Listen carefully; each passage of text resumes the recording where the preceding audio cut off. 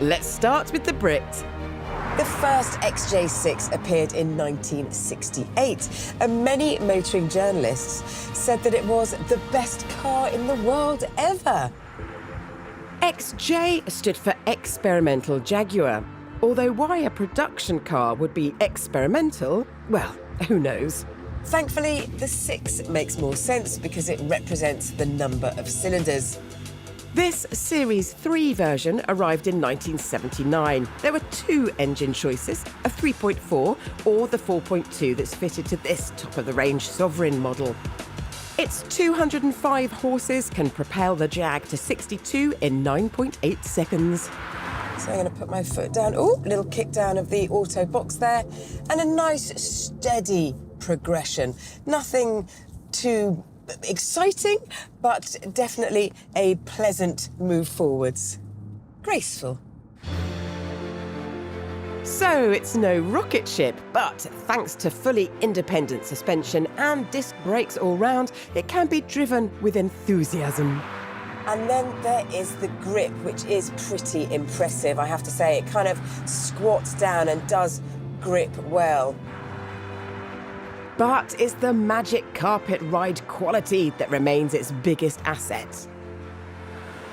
I can sense that there are lots of things going on underneath, but here in the cabin and at the wheel, I feel very calm, very comfortable. The bumps are nicely cushioned out for me. So it's standing the test of time quite well. And then there are the surroundings, such charm, such character.